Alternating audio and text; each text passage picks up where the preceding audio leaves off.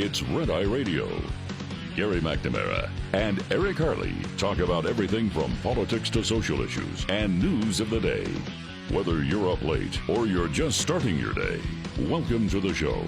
From the Uniden America Studios, this is Red Eye Radio. All across America and around the planet, we are Red Eye Radio. He is Eric Harley, and I'm Gary McNamara. Post-eclipse.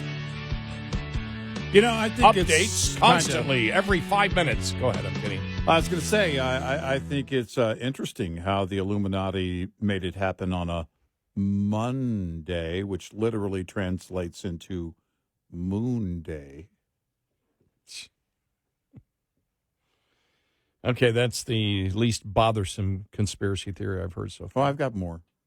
We still have another hour left, so. You know what was cool yesterday? Number one, how it got dark so slow, and then within 30 seconds, it went dark. It's like the light switch or a dimmer switch. It was really because I was like, whoa. I was watching things. I was doing something, and I was watching on my security cameras. And it was like, oh, that's interesting. Okay, it's starting. And then when it went dark, I was like, okay, I got to go outside. It was, when I went out, it was still light. It was probably 25%. The moon was covering the sun at that point. And I didn't know until I got out and put on my glasses and looked. And it was like, oh, my gosh, it's still, I mean, it was a good 30, 35, 40 minutes beforehand. Mm-hmm. And so I was out there the entire time. My neighbors were also out there. But what got to me is when it got probably about 3/4 covered, you could feel the chill in the air and the wind started picking up. And it was a little bit haunting at that point because you could feel that, all right, it's still light. You know, there was only 1/10 of the sun showing. It was still light.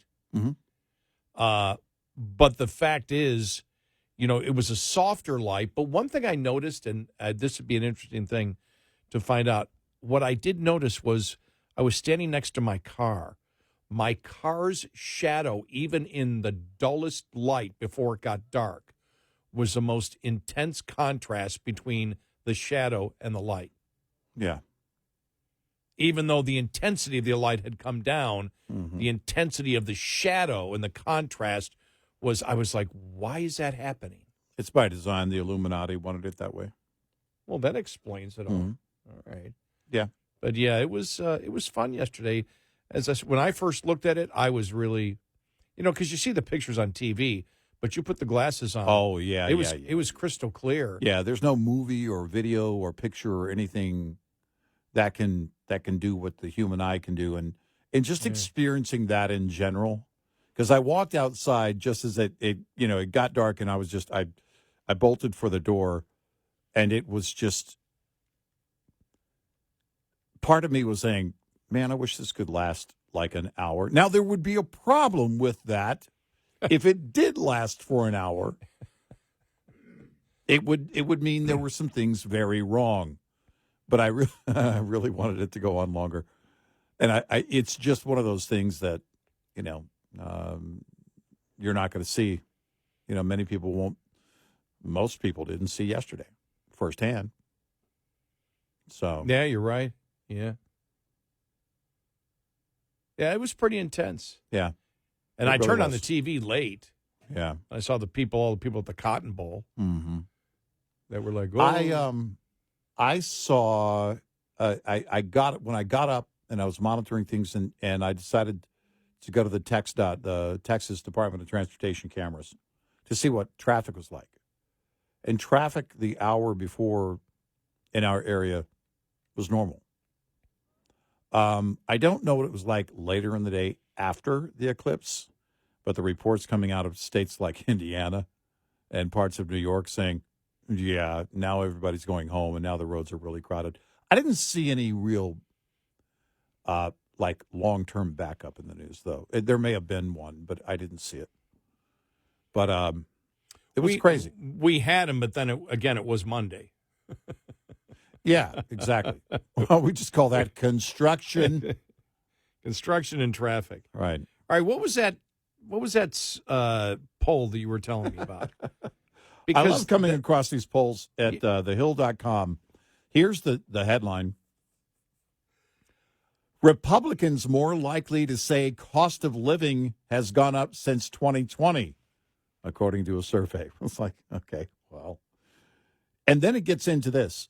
A new bank rate survey published Monday shows 69% of Americans think their cost of living has gone up since 2020. And I know what you're thinking. You're thinking, well, it should be 100%. Yeah. Because inflation hits everybody. Well, to be honest, the other 31% of respondents answered by saying, hold on. Mom, has the cost of living gone up since 2020? Because that should be 100%. Yeah. It's not whether they're not asking the question, has the cost of living affected you in a negative way? Right. They're simply saying, did the cost of living go up since 2020? Well, either, the way they phrase it here, their cost of living has gone up. So that leads me to believe that, yeah, okay, right in line with about 31% of people moving in with parents. Well, it would have to be. Otherwise, they're lying. Right. And they spend no money of their own. Well, I mean, wait a minute. Yeah. They don't earn any money, so they're spending somebody else's money. Right. So they really don't feel inflation. I apologize.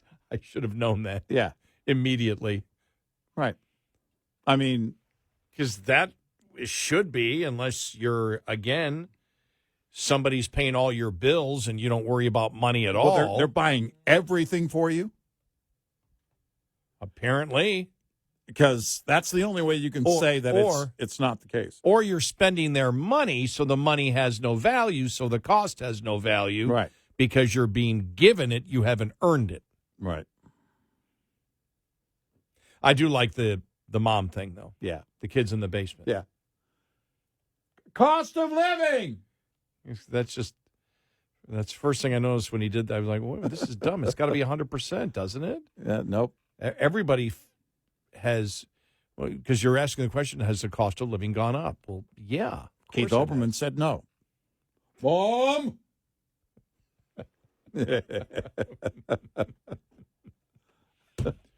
All right. We're out of mayo. Just reading here. Yeah. You know, the Trump thing on abortion. We talked about it earlier, but former Bush strategist Trump took worst possible political position on abortion. Matthew Dowd, who served as chief strategist for former President George W. Bush's 2000 reelection bid, argued former President Trump took the worst possible political position in his statement on abortion and should have gone for a 15 or 16-week federal policy on the procedure. I actually think he's taken the worst possible political position, but from a political perspective, he would have been better off, I think, going for a 15-week or a 16-week federal policy on this, because he can still motivate, and there are some swing voters that agree with that. I don't know. Yeah, just talking the politics of it, yeah, I don't know, because you've just ticked. If you set the federal policy, then you've got pro-lifers, evangelicals going, you set the term for 15, 16 week, which now codifies it in the federal government, possibly forever. Right. Whereas what you're saying now is it's in the states, and let's keep it in the states until we can find a way to, move the position of the American public on abortion, which has been moved. That's the one thing that nobody's talked about. We have on the show was one of the first things that I thought about after Dodd went, and then over the next 6 months, where you really started having that discussion of people saying, well, no, we don't believe in, where the Democrats still can't answer a question, do you believe in abortion till birth? Mm-hmm. Because they know they can't answer that question. Yes, I'm for abortion till birth, because a majority of people aren't. Right. And I think a plurality of women are not. Right. No, you're right. This has to be a hearts and minds thing, and there has been an evolution with hearts and minds. As you pointed out earlier, technology and a number of things that have brought this about. But politically, you're not going to see that evolution during one term. You're not going to see that win. So it was politically, it was a neutral position. Well, but it's also acknowledgement of where we are on the issue. And right now, it is in the hands of the states, and it's not going to move. There's not going to be on Capitol Hill. They're not going to take this up in our lifetime. I don't believe that's going to happen. Could we, as a society, if those hearts and minds are changing even further and going even further pro-life at some point? Maybe, but I don't expect that to happen in my lifetime. I think it'll be brought up to make a political point. Sure. I don't think it will pass. It's neither a bill to keep abortion through birth or 15 or 16 weeks or 5 weeks is going to get the 60 votes in the Senate that are necessary. Right. I just don't think it will. Right. I could be wrong, but I don't think it will for a significant period of time. And I think that, again, this was being put on by a lot of pro-life people saying that, well, Trump has betrayed us. Well, then you say, what is the other option? And, both you and I agree. We believe that life begins at fertilization. Mm-hmm. But we're talking the politics of it. The politics of it is that I don't see it passing. No, I don't see it happening politically. Because the Democrats don't want 15 to 16 weeks, and you're not going to get the pro-life people in Congress to vote for 15 or 16 weeks. No. It's not going to happen. No. So you bring it up, you set that marker, and you're viewed as a radical, and they'll promote you as a radical for being 15 to 16 weeks and not 20 weeks. Yeah, take a position, whatever that line is, stand on that line, and then it's on. And then you're radical. There's no win. And what you're saying is, this is in the states now. If Congress ever brings it up, we'll see what they can come up with it. But it's here now, and I'm glad that, as he said, I'm glad that the Supreme Court overturned Roe v. Wade, and now it's up to the people of the United States. It was simply, in my mind, it was an acknowledgement of where we are, and he really wasn't taking a position. And you can say, well, that's a cop-out. Well, but the problem is that you can take a position. Politically, it's not going to give you the win. In fact, what you're going to do more likely is to build ammunition for the left to make abortion one of the top issues again. I was part of the coverage of the abortion protest in Buffalo, New York in the early 90s. I don't know if you remember them, but right near where I lived. In fact, at the time, right on the street is where one of the abortion clinics was. And I was there for it. And I remember, because I remember all of the leaders of that particular movement that, came out of Buffalo, but also was nationwide. Yeah. But the focus was on the Buffalo abortion clinics. Right. Well, the Buffalo abortion clinic and the Amherst, New York abortion clinic. And I'll never forget being in the middle of that. Yeah. I mean, covering it in the middle of both sides of it. It's something you never forget. Right. And I remember after all the protests had gone on and that finally you had some of the pro-life leaders. Remember that one doctor was shot up there and killed. Mm-hmm. Yeah. A sniper through his house. Yeah. And one of the abortion providers. Right. And they just said, this isn't getting us anywhere. We've got to convince hearts and minds this isn't working. Right. And so how you market anything, and I understand I completely understand because I'm in the belief that life begins at fertilization. Right. And so. And I wouldn't want anyone to compromise their own values. I don't compromise mine. Yeah, and so, but you have to look at the political reality of where are we right now, and do you do anything if you continually? This is what we were talking about the Republicans. If you don't have the numbers, you're never going to pass the budget that you want, and if you close down the government, the vast majority of times Republicans will get the blame. If you lose you can never get it under control. Right. And so you're forced to compromise when you don't have the votes. That's just the political reality of it. You can scream and yell and everything else, but if you lose the election, you may lose the election, you go on to your television job, you'll get hired by Newsmax or something. And so you'll have a job or you'll become a lobbyist if you lose your job there.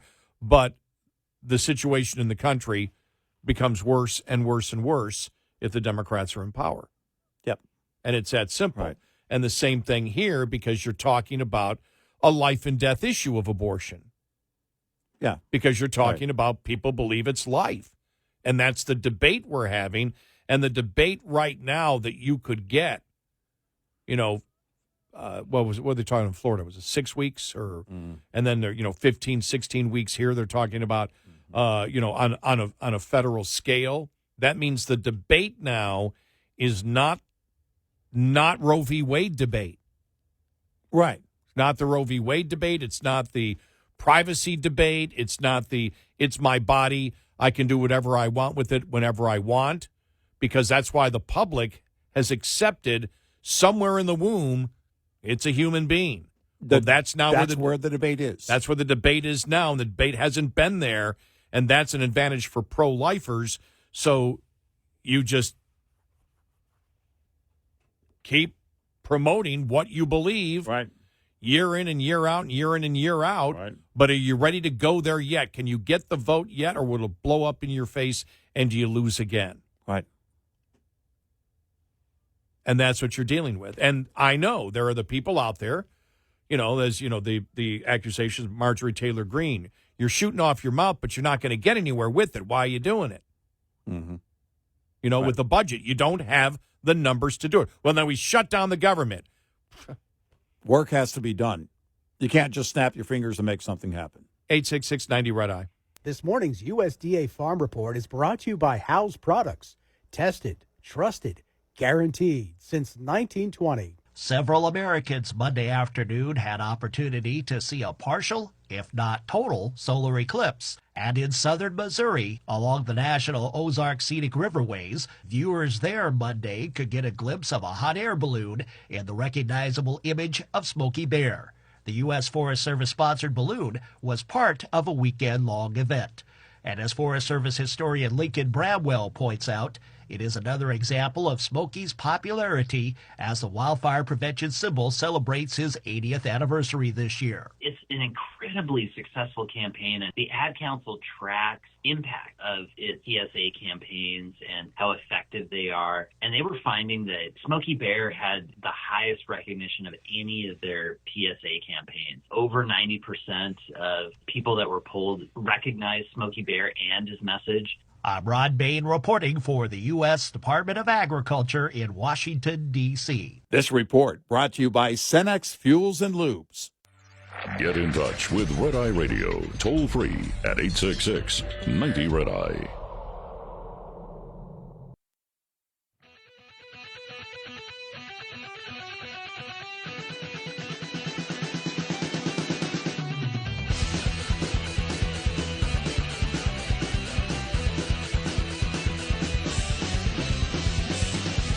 It's Red Eye Radio. He's Eric Harley, and I'm Gary McNamara. Just a humorous thing happened to me yesterday while I was doing show prep. I was reading an article about, it was an LA Times article about why people are moving from California. And then, James, so I read it. I was laughing at the conclusion that they made about how to make California a better state, which is spending more money you don't have. Right. But then I was going through the Wall Street Journal editorial page. There was James Freeman wrote a column on that column, and I just burst out laughing. So just relate some of that to you coming up.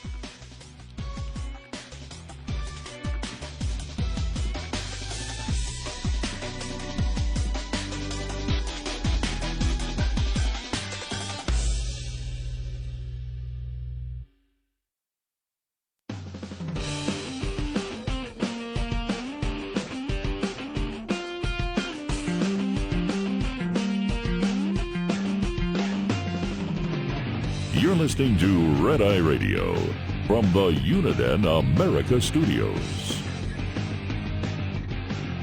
And he's Eric Harley, and I'm Gary McNamara. Download our Red Eye Radio app today. Listen when and where you want if you can't listen live overnight. One of the things we've been talking about is the changing population of states in the United States, especially post-COVID. And so always interested in reading articles about it, like what's going on in California, and what's going on in Texas, what's going on in Florida, how many people are New York losing and Illinois losing, things like that. And there's been a focus on those 5 states because you have 3 big population centers of liberal states and 2 big population centers of more conservative states, GOP states. And this article from the LA Times, Why Californians Are Leaving or Fleeing This Once Golden State, talked about how they were nearly 40 million people, and now they're down from that, and they're actually losing population. Entering this century, when California still growing population was 34 million, this is in 2000, we were predicting to reach 45 million by 2020 and almost 60 million by 2050. And they say, well, that probably won't happen, for a long, long time. But it starts talking about Newsom, and coincidentally, I mean, this has been accelerated during Governor Gavin Newsom's watch. Talks about Newsom hating to give prepared speeches, but he loves pitching California. And a bolting citizenry doesn't fit his usual narrative that all is terrific. No way! Come back! Anyway, the fact that Newsom has been governor while constituents flee the state is mostly coincidence. Right. Yeah. Sure, state public policy decisions have helped motivate some people to leave that they probably would have departed no matter who the governor was. Well, not necessarily. No. Well, it depends on the policies. If DeSantis was elected as head of the GOP, as a Republican in California, you're saying that things wouldn't be different? Right. If you're saying that any Democrat would have run them out of the state, okay. And then they write, California just got too big for its carrying capacity. Oh, come on. At least in the sprawling ranch-style lifestyle that so many people covet and symbolizes the state's easy living persona. Really? Grow and grow and grow, and eventually there's not enough room, said Hans Johnson from the Nonpartisan Public Policy Institute of California. The easy places for growth have been used up. Growth today means infill development in cities that's expensive and controversial, or you live further away from your job, or leave the state to find cheaper housing almost anywhere. And then you had James Freeman write this in the Wall Street Journal on this article from the LA Times. Yeah. The coincidental flight from Gavin Newsom's California. Yeah. And it's like, it goes back to, talk about the fact that, he was, when Gavin Newsom took over, it's like, well, they're going to go in the same direction. But where is it here? I want to get to the part. Here it is. Maybe Mr. Newsom is just unlucky. This week in the LA Times, George Skelton writes, the fact that Newsom has been governor while constituents flee the state is mostly coincidence. Sure, state policy decisions have helped motivate some people to leave, but they probably would have departed no matter what the governor, who the governor was. Then Mr. Skelton makes his case. California just got too big for its carrying capacity, what I just said there. The whole thing about it's just sprawling, there's no more room anywhere. Just not enough room? It is perhaps a compelling argument until one realizes that California is not even in the top 10 of U.S. states when it comes to population density and has significantly less population density, for example, than Florida, which has been a migration magnet. What are the other reasons for Mr. Newsom's run of bad luck? Regulation shows up in paragraph 23, and then Mr. Skelton finally arrives at taxes in paragraph 25. But an uninformed reader might also think that Mr. Newsom has been an opponent of overbearing government rather than one of its most zealous practitioners. Mr. Skelton writes, blame California's high costs of land and labor plus regulatory quagmires and neighborhood resistance to growth. Newsom and legislators have been wrestling with these issues for years and enacted new laws, but they haven't generated much progress in making home buying more affordable. To his credit, he does take note. There's evidence that some conservatives are leaving California because they can't tolerate liberal politics. Many probably didn't like Mr. Newsom's shuttering of shops and schools during the pandemic. Other states were less restrictive. And that is true, as we know. Mr. Newsom's abuse of emergency authority during COVID days was extreme. But that was years ago, and people are still leaving the state. Why do bad things keep happening to him? Maybe a lot of earthlings just don't want to live in a government that dictates the size of their shampoo bottles. Maybe they also don't want to be governed by a man who presumes to tell them how long to stay in the shower. Those are all great points, by the way, though. And then ends the article. This is the one thing the LA Times writer ends the article and goes through, the housing difference and everything else. Mm-hmm. And ends with, let me just get to it here.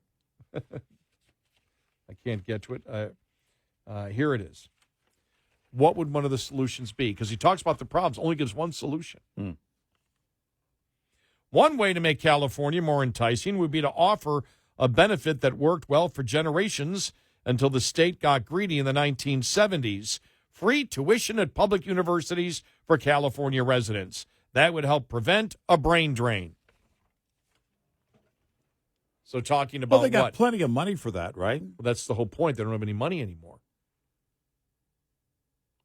And, it's over and over again. That's the liberal mindset. Look, we'll pay them to stay. Give them something. Are you talking about... Give them tens of thousands of dollars in education. Are you talking about public university where they get to choose their curriculum, or you choose a curriculum where they can actually get a job that increases the productivity of California? Or just expand public schools to grade 16.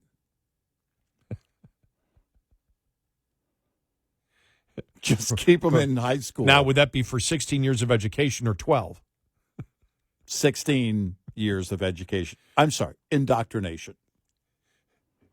No, what I meant was 16 years of education would be 16 years of education, or the 16 years of education is what you need to get 12 years of education. I don't think you can get any education. Basically, it doesn't. But I mean, this is the stupid stuff they come up with. Oh, if we just give free education, and what? So you get free education, public university, whatever you want. How about no property tax? Well, how about no gas tax? How about free groceries? How about? Well, the one thing that they missed of when I became responsible and I had to figure out a way to finance my college, it was important to me to pick something that I could get a job in. Mm-hmm. Yeah. Because it was all of a sudden, it was my money. When it's my money, if it's not my money, I don't care as much. If it's my money paying for my education. Or if I did take out a loan, which I took out one loan, but I paid it off before any interest. In fact, I made interest off the loan. Mm-hmm. But when I took out the college loan, I knew how to pay it back. That's why I never used it. That's why it sat in a bank account for almost 5 years. Right. But that was the whole point. As I've said on the radio, that changed many times. That changed me as a human being. From high school as a senior, where I would still cheat on an exam in high school, to 6 months later, I'm in college, and I'm demanding from the professors that they be more relatable to the actual, curriculum and tie it to industry and where we could get jobs. Mm-hmm. Why? I was paying for it. That changed everything. That changed me as a human being.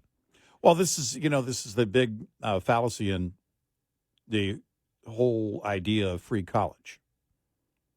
Well, so if you're saying it's free, then imagine what the employer base would look at. Okay. You went and you didn't pay for anything. And the curriculum, by the way, would change. There's no doubt. Why? Well, because the taxpayer base is paying for all of it. So you would limit certain things, and then it would come down to, oh, so you mean you basically, it is the equivalent of you finished high school. Eventually, that's where it would be judged. The marketplace would look at that and say, well, there's not a real, because I think we're getting there anyway. I think with the colleges that aren't focused on real educations, they're not focused on real world learning and everyday learning tools. Then in the end, what do you have? Well, the product of that college, these students coming out of it, are they viable in the workforce? And that's what it comes down to. So you want to expand this whole free college thing, which is, by the way, part of the attempt of the administration yesterday, doing everything they can to move closer and closer to free college. Well, the marketplace will eventually look at that if we were to ever get to that and say, well, free college doesn't have any value to us. We need people who we believe can actually learn things and can adapt quickly. And if they're not able to do that, they're of no use to us. The degree, the sheepskin means nothing.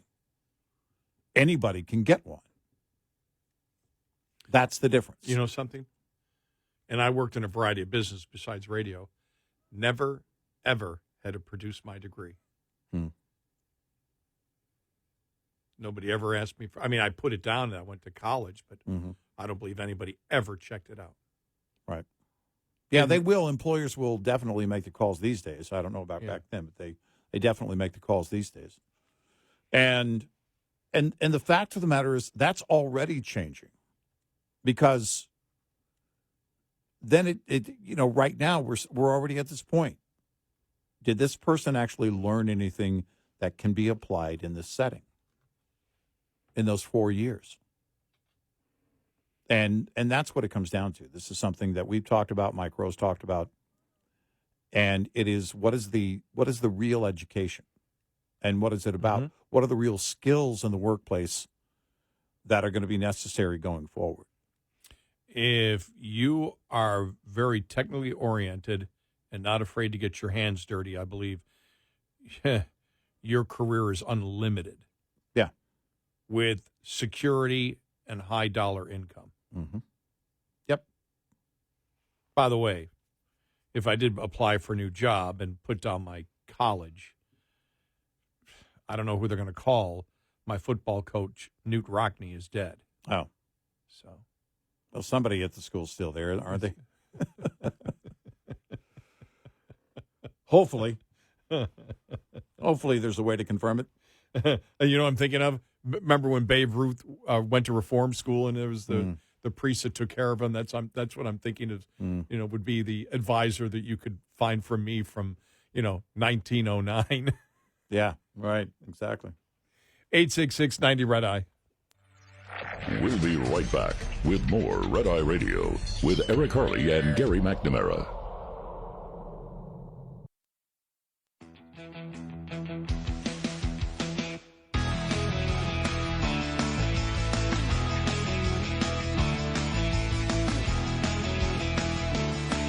It's Red Eye Radio. He's Eric Harley, and I'm Gary McNamara. Why let the Eclipse paint dry before we get new drama? I went to the Drudge Report just looking for any, just seeing what they had. Right. After all the Eclipse stuff. AI warning, social order could collapse. Great big red letters as if this is the biggest story of the day. It's like, huh? Yeah, okay. It's like, He pretty much lives in a movie, doesn't he? Drudge? Yeah, that's why he's so big on the awards. He Yeah. thinks he's living in a movie. I read somewhere that he doesn't even do it anymore, that he has subcontracted all of it out. Yeah, okay. I don't know whether it's true or not. Yeah. I do like this story. Has her now more in the U.S. say they would not consider buying an EV. Yeah, we kind of knew that. It actually came from thehill.com. Right. Yeah, we knew that. Yeah. And it's going to keep increasing. Right. Yep.